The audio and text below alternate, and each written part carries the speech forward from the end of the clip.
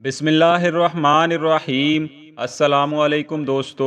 منقول ہے کہ بادشاہ بغداد برسوں سے یہ تمنا رکھتا تھا کہ حضرت بہلول دانا علیہ رحمہ سے ملاقات کرے، مگر اس مست الست کے استغنا و بے نیازی کی ٹھوکر سے ہمیشہ بادشاہ کی عظمت پامال ہی ہوتی رہی، اور کبھی بھی آپ نے دربار بادشاہی میں قدم رکھنا گوارا نہ فرمایا۔ بادشاہ نے بے شمار قاصد روانہ کیے، مگر آپ کی بے نیازی بھی کمال تھی۔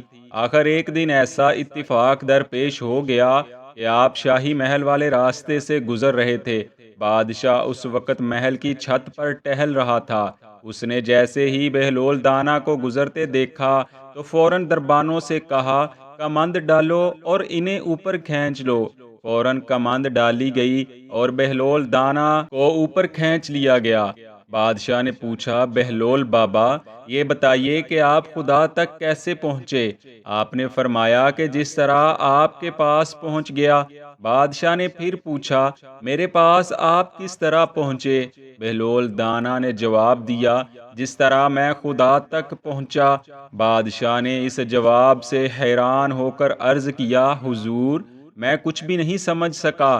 آپ نے فرمایا، اے بادشاہ سن، میرا مطلب یہ ہے کہ اگر میں خود تیرے پاس پہنچنا چاہتا تو میں نہا دھو کر، لباس فاخرہ پہن کر، دربان کی عنایتوں کا مرہون منت بنتا، محل تک پہنچتا، عرضی پیش کرتا، پھر گھنٹوں بلکہ پہروں تک انتظار کرتا، پھر بھی کچھ ضروری نہیں کہ میں تمہارے پاس پہنچ جاتا، اور عین ممکن ہے کہ تم مجھ سے ملنے کی زحمت ہی نہ کرتے اور میری درخواست ہی ٹھکرا دیتے، لیکن جب تم نے خود مجھ سے ملنا چاہا تو ایک لمحے میں ہی کمند ڈال کر مجھے اپنے دربار میں بلا لیا۔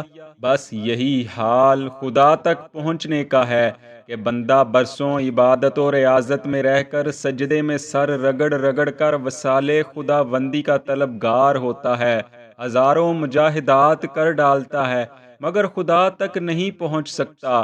مگر جب وہ خود کسی بندے کو اپنے قرب و وصال کی دولت سے نوازنا چاہتا ہے تو بس آنے واحد میں اس کے دل میں ایک جذبہ حق پیدا فرما کر بندے کو خود اپنی طرف کھینچ لیتا ہے اور بندہ خدا تک پہنچ جاتا ہے۔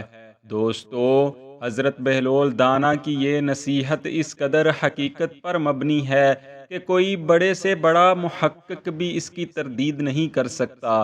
وہ عظمت و بزرگی والا رب جب چاہتا ہے تو غیب سے ایسا سامان پیدا فرما دیتا ہے کہ آن کی آن میں مفلس و کلاش بندہ تمام جہان کے وبال اور دنیا بھر کے جنجال سے آزاد ہو کر زدن میں اس کے وصال کی دولت لازوال سے مالا مال ہو جاتا ہے۔